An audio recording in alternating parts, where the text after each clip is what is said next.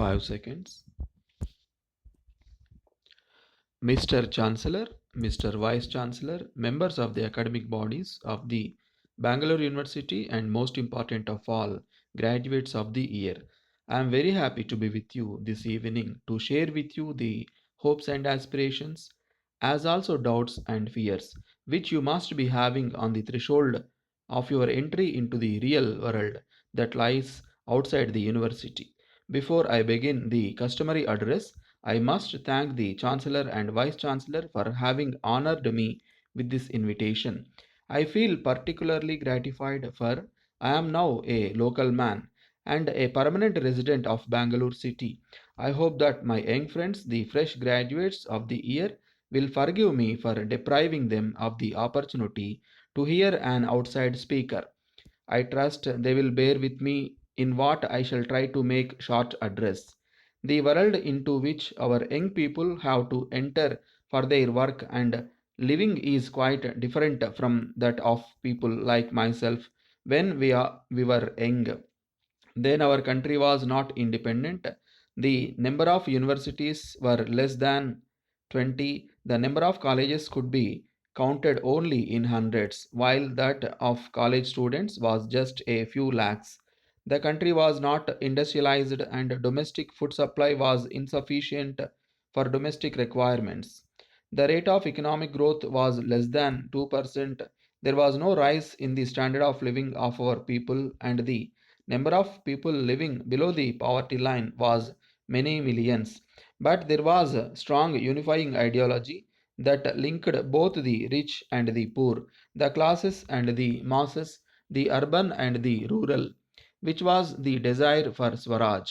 In spite of poverty, low level of industrialization, and low level of facilities for higher education, life was exciting and challenging for the fresh graduates, and it was full of hope and confidence in the future. Today, we are a free and independent country. Industrialization as well as facilities for higher education have increased manifold. The rate of economic growth has doubled. The per capita national income has risen, and there is a remarkable improvement in the standard of living of vast numbers of our people. True, we are still not self sufficient in food supply, and we still have many millions of people below the poverty line, but there has been a significant improvement in the national economy and an honored place for the country in the international community of independent nations. The new world in which our fresh graduates will be entering should therefore be full of opportunities, more exciting and challenging, full of hope and confidence than what people like myself experienced when we were young. Higher education involves equipping the student with knowledge, skills, attitudes, and values, and none of these can be neglected without peril to the entire system. I shall also deal with these components of higher education in the order in which I have listed them.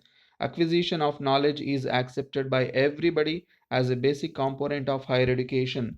We have to take cognizance of the fact that knowledge is dynamic, and so is the world outside, where we seek to apply our knowledge. At the same time, it is just not possible to transfer all the knowledge we have to the student, while it is obviously impossible to transfer knowledge that is still to be born. Under the circumstances, the educational technology we employ should not only be directed towards creating in the student the inclination and capacity to acquire additional knowledge and keep himself up to date in his chosen field. Education is at least as important as defense.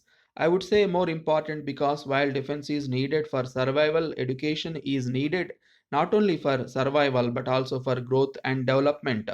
It has long been the complaint that the educated man in India shuns manual work, thinks it is beneath his dignity to undertake it, and believes that this should be done by illiterate persons, or at any rate by persons having educational attainment below the collegiate standard.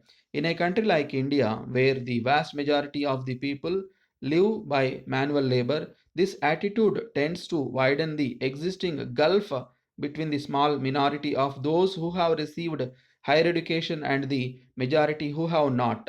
Scant respect for manual labor and the disinclination to undertake it on the part of persons who have received higher education seem to be a special attribute of the Indian way of life.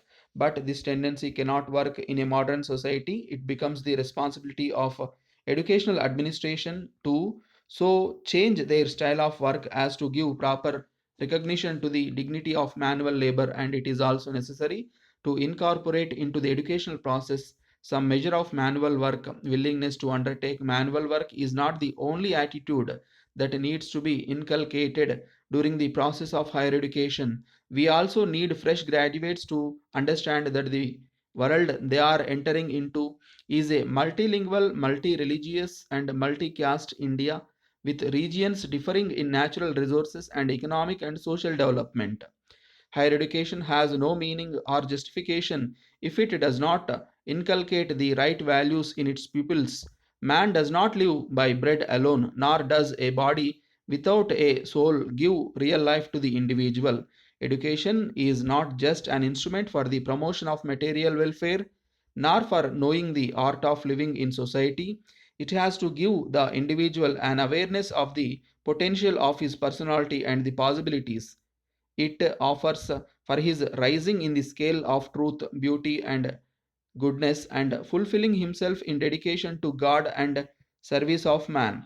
It is the task of higher education to see that those who pass through the portals of the universities get imbued with the right values during their educational training. I must apologize to the distinguished assembly and especially to the young graduates for my lengthy address here. I am speaking as an educationist, and my theme has been how to remold higher education so as to enable those who receive it to face the challenges of life outside the universities.